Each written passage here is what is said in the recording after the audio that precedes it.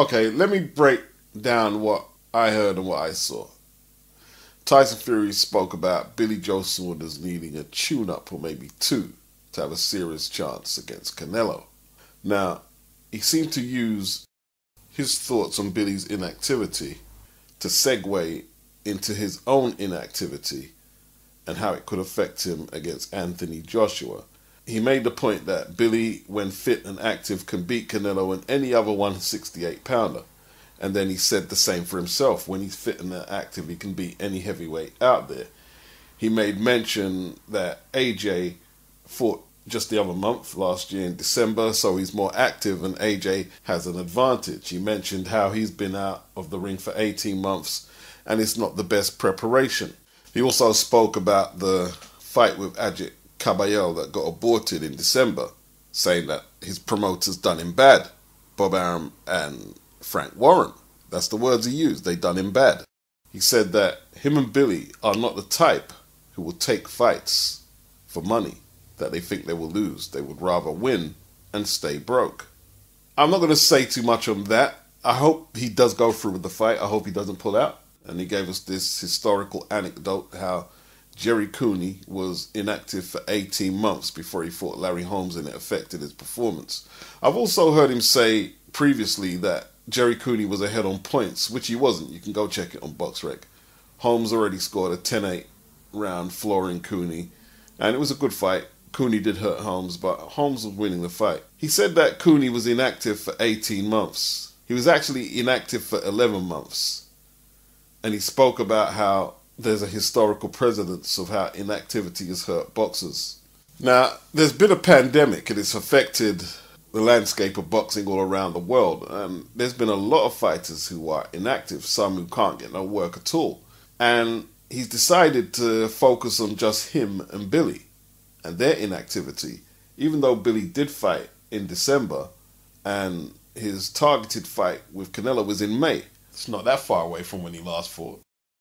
Canelo himself, between the Kovalev fight and the Callum Smith fight, was inactive for over a year himself. He speaks about AJ. He was out for over a year between the Andy Ruiz rematch and the Pulev mandatory. So now what I'm trying to decide, is he making an excuse for Billy Joe Saunders or himself, or both of them, if they lose their next fights to AJ and Canelo? Seems strange the way he used Billy's situation to deflect about his own feelings of inactivity. Billy hasn't come out and said that the inactivity is a problem. Late last year, he said 4 to 5 weeks wasn't enough to prep for Canelo, and Callum Smith took the fight. And even that was bullcrap on Billy's behalf. I mean, he's a world champion. Him, Eddie Hearn, DAZN, they've been speaking about making that fight for a long time. They're all on the same network. The only person who could nick that fight from Billy was Callum Smith, and that's because Billy said he couldn't prepare in time. But Billy's being a little intellectually dishonest. He's acting like training camp starts on the day that you sign the fight. He should have been doing prep work from before anyway. He should have been in shape. He should have been ready for camp quite a long time ago. But he's ready now. And he hasn't said anything about the inactivity, but Tyson Fury, he won't let it go. It makes me think about the Ajit Caballel fight that was supposed to happen last year, late last year. Was he even fit enough to take that?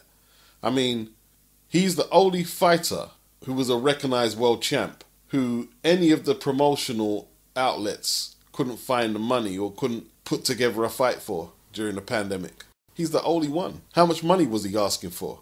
During the interview, he kept saying that money doesn't mean anything to him. Well, did he overprice himself? Because, you know, if he was to fight last year, it would have to go on pay-per-view. And if he was asking for ridiculous money to fight some pudding, like the second best Albanian cruiserweight or Tom Schwartz, of course they're not going to pay him. He's never done big pay-per-views in the United Kingdom, and the BT pay-per-view platform is unproven. So how much was he expecting to get fighting Ajit Caballel? In all truth, he did do 545,000 against Vlad in 2015. That is a good number. But was he even in shape, is what I'm thinking, to take a fight? Or was this supposed fight that never materialized a mere ploy to say they were moving on from the third Wilder fight? People talk about the mental strength A lot of people have said that AJ is mentally weak, Tyson Fury is mentally strong. But I don't know about that. I really don't know about that. I know Fury has a lot of insecurities, perhaps more than Anthony Joshua. This isn't the first time he's done something similar to this. You know, we can go to the first time he won all 3 belts, and it all unraveled. Vlad didn't get his rematch. He never defended none of them 3 belts.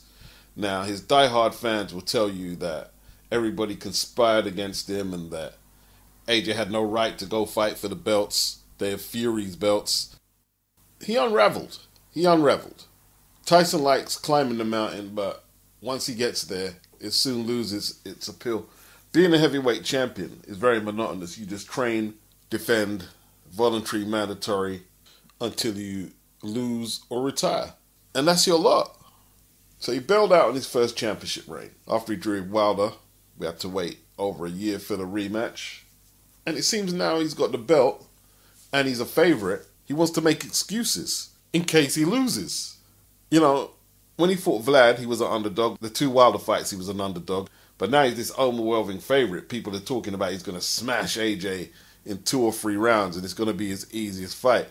I don't know. I think Fury relishes in the underdog role, perhaps. And it's not so much fun now with all this expectation. The other day I saw him make one post on social media saying, AJ, you think you can catch me slipping? It's almost like I get a feeling he feels he's being rushed into this fight. But what's he going to say? No, I'll fight AJ when I'm ready. No, he knows the backlash he's going to get and the criticism. And he likes being a champion, but he doesn't like the obligations that come with it. He doesn't.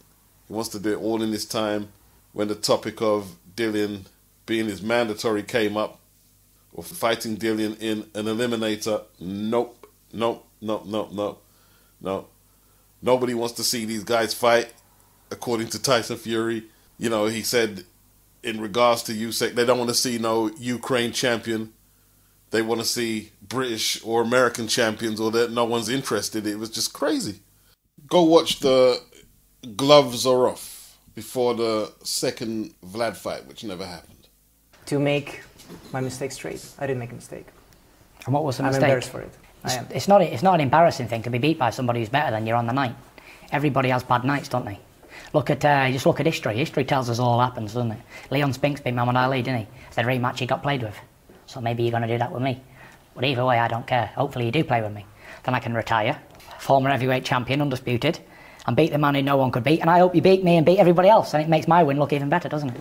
His language has totally changed from the first fight. Now he's talking about he hopes Vlad beats him now. He wasn't saying that when he was challenging.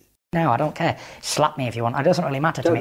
It's all sticks and stones. It doesn't really affect me. I hope you do win, because then I don't have to fight again. Because I'm only boxing until I lose and then I quit. What do you think of Tyson as world heavyweight champion? Does he... Shortly after, he pulled out the fight. Now watch this pattern repeat itself. Before he was supposed to fight Ustinov, who came in as a late substitute when Derek Chisora pulled out.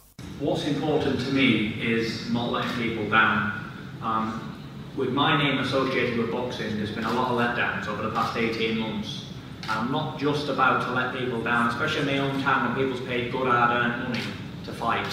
Yeah? I don't care if he brings King Kong to me on Saturday night, he's going to fight. I don't care if a win, lose or draw, neither. Because I'm pretty sure there's a conspiracy theory going on behind all this.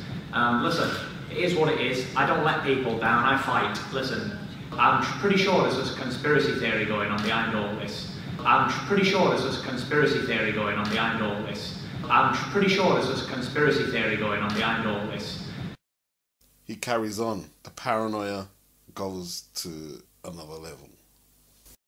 I'm starting to think that the Klitschko's are behind all this, trying to hold me back. Because you do know this guy is promoted by K2. So they're sticking him in, yeah, to hold me back. Because with my testing the water, my final eliminator then goes back a longer time again, which allows Vladimir to faff around and pick and choose another opponent in the meanwhile. Therefore puts me on the back burner for even longer. So there you are. But when I put him in a body bag and send him back to Russia, then there's going to be no fight. And soon after, he pulls out. Like he did with Vlad.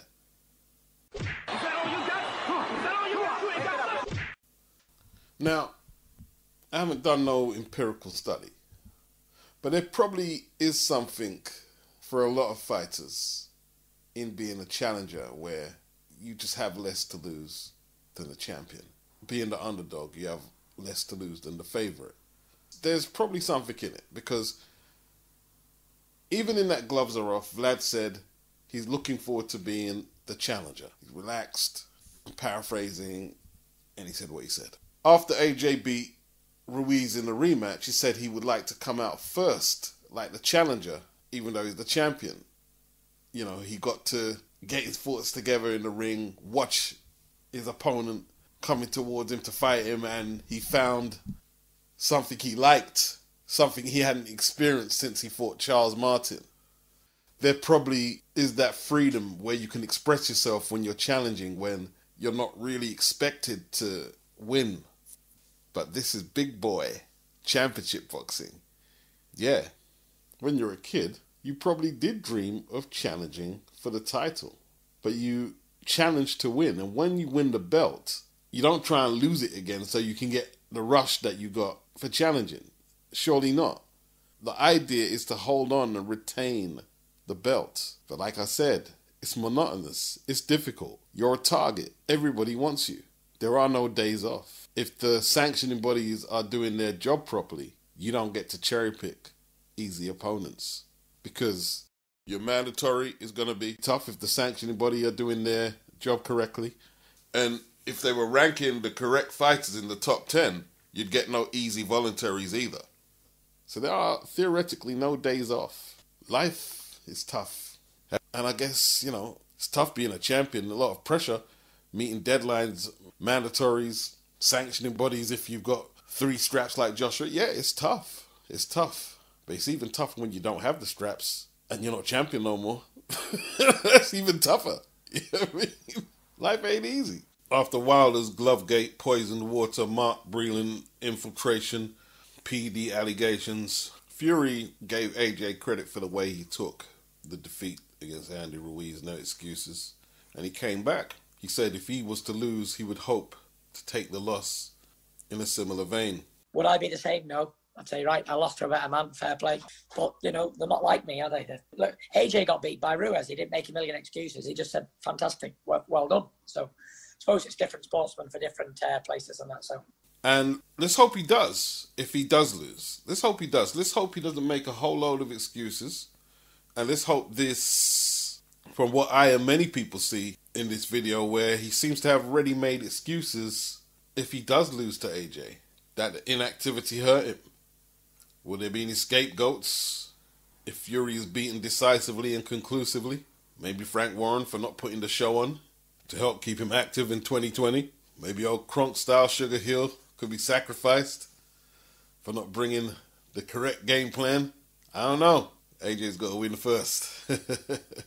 And listen, Fury fans and many neutral observers, they don't see what I see. They don't see what I and many see, who believe AJ is going to win this. And win well. It's going to be tough, but he's going to win well. Yes, I believe Tyson Fury was using Billy Joe Saunders to deflect what were really his issues on being inactive before taking on Anthony Joshua. Is he saying that he needs another fight before he fights AJ, ideally? Now, look, I'm not trying to score points against no Tyson Fury fans or Tyson Fury. Forget all that. But does he need that tune-up, ideally, to take on someone like AJ? But then again, a lot of the Fury fans and Fury himself, they're saying this is going to be an easy fight.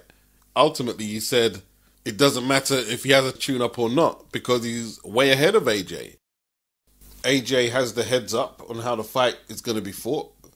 Fury is not going to come in at the 246 he came in against Vladimir Klitschko. Them days are done. He's a lot older now, yeah? He tried to come in at a lighter weight against Otto Wallin, and his dad screamed down the place. Ben Davison lost his role as trainer. His dad was saying he was weak as a kitten, and he was insinuating that Ben Davison had a lot to do with that. And he's telling AJ that he's going to put the pressure on him and try and break him the same way he did Wilder. So AJ has got the heads up on the strategy. He knows Tyson ain't going to be flitting around the ring. It's not going to be hard to find Fury, according to Fury. Joe Joyce is not convinced about the new AJ playing more defense than offense. He likes the offensive AJ. Dillian White likes the more offensive AJ. A lot of people like the more offensive AJ. So he's not convinced in that, and he said Fury was going to win. But then again, he done another video, and he seemed to be struggling making a pick. He doesn't believe that Fury would be wise to fight AJ the same way he fought Deontay Wilder, and he sparred a lot with AJ. He was talking about the size of AJ's arms and what AJ can do if you try to bang with him, and he doesn't think it's a good idea. And this isn't the first time Joe Joyce has said this about AJ. Before the pandemic, I saw a video where he spoke about trading with AJ, and he says, not really a good idea. And as for Billy Joe Saunders needing 2 fights or another fight, Billy has made a career of pulling out of fights, pissing dirty, messing up fights, turning down good opportunities, almost admitting that he was scared shitless of Golovkin and needs a gun to fight him. I think at, what is he now, 30, early 30s, if Billy ain't match fit to fight Canelo by May, then his next bet is just to cash out. Despite what Tyson Fury says about he and Billy are not the type to take fights to get paid if they can't win, his best bet is just to cash out. Because if he messes this up and Canelo retires soon, that payday's gone forever. Payday's gone. I don't think Billy knows what a tune-up fight is. I mean, the opponent he fought on the Logan Paul KSI card, wasn't that supposed to be some kind of tune-up? Nah, he was struggling on the scorecards until he got the knockout. Guys like a Karpov. I don't think he beat a Karpov. I thought Karpov won the fight.